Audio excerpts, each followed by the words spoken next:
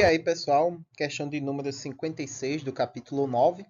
Uma colisão perfeitamente inelástica ocorre entre duas bolas de massa de modelar que se movem diretamente uma contra a outra ao longo de um eixo vertical.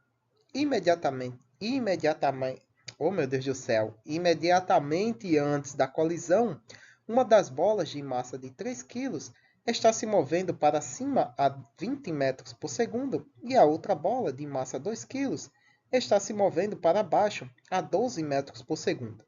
Que altura acima do ponto de colisão as duas bolas unidas atingem? Despreze a resistência do ar. Então, o enunciado já nos diz que o resultado do movimento da colisão vai ser ainda com que o sistema se mova em direção ao sentido positivo do eixo Y. Então, nós temos aqui o sentido positivo do eixo Y como sendo nessa direção aqui, para cima, né? Aí na sua tela do vídeo. Então, o enunciado já nos diz que o resultado da colisão vai resultar em uma direção do movimento conjunto, que vai ser uma colisão inelástica, então as partículas vão se mover como sendo uma só após a colisão, nessa direção. Dessa forma, nós temos ela aí se movendo, a colisão está ali o ponto de referência onde a colisão ocorreu, e a gente quer a altura máxima alcançada por esse conjunto após a colisão. Então, vocês notem o seguinte, né, que a bolinha aqui em amarelo, ela estava caindo com uma certa velocidade e no momento da colisão ela estava a 12 metros por segundo. E a bola azul estava a 20 metros por segundo. A colisão acontece nesse ponto aqui em vermelho marcando para a gente ter uma referência. E a consequência da colisão resulta num movimento do conjunto em direção ao sentido positivo e, portanto, eles vão adquirir uma altura máxima nesse sistema, já que vai atuar aqui, né, a aceleração da gravidade puxando eles de volta. Então, eles vão colidir, continuar seu movimento, desacelerar e aí o resto não nos importa aqui, porque o que a gente quer é até essa altura máxima. Dessa forma, a gente aplica a conservação do momento linear para o sistema.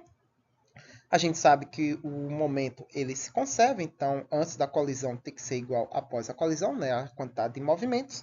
E abrindo a nossa equação, nós temos aqui que antes da colisão nós temos a massa, quer dizer, a quantidade de movimento da bolinha 1, que é a sua massa vezes a sua velocidade imediatamente antes da colisão, bem como a da massa da bolinha 2, né? A quantidade de movimento dela imediatamente antes da colisão.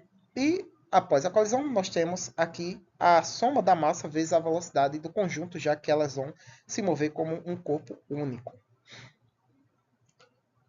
Dessa forma, a gente pode descobrir qual é a velocidade do conjunto logo após a colisão.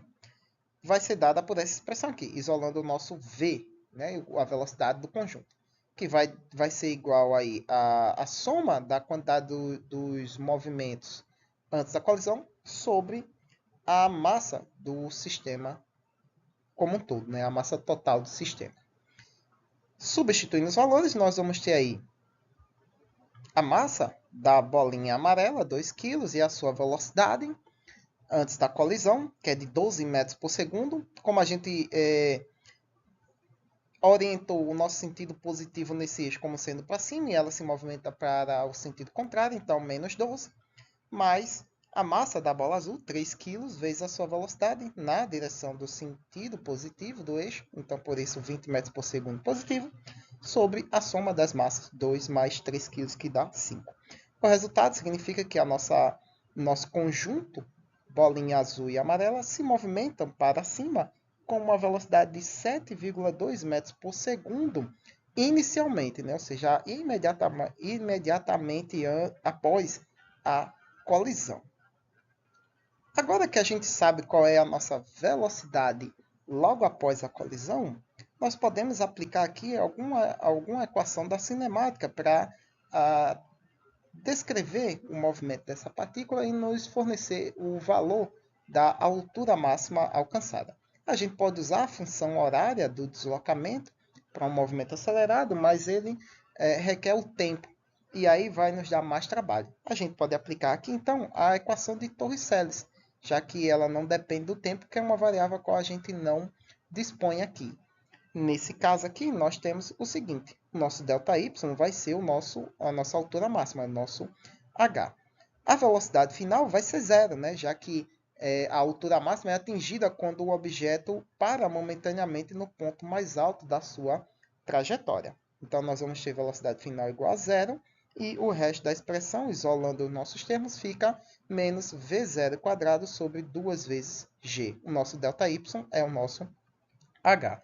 Aí a gente isolou esse h e colocou as outras variáveis no lado direito da nossa equação. Substituindo os valores, nós temos a velocidade v0, é a velocidade logo após a colisão, que é de 7,2 metros por segundo, e elevado ao quadrado, sobre 2 vezes a aceleração da gravidade, que é a grandeza que provoca a desaceleração do sistema, que é de menos 9,8 metros por segundo, pois a g é no sentido negativo do nosso eixo y. Resolvendo essa expressão, a gente tem que a altura máxima atingida pelo conjunto e logo após a colisão, né, ou seja, um certo instante de tempo após a colisão, é de 2,64 metros, né, ou 2 metros e 64 centímetros. Muito bem, pessoal, apesar de ser de 2 estrelas, essa questão ela até que não é difícil, né, ela não é tão complicada. Então, curtam, compartilhem, se inscrevam no canal se você é novo. E como sempre, dúvida, crítica e sugestões aí embaixo na caixa de comentários. E até a próxima questão.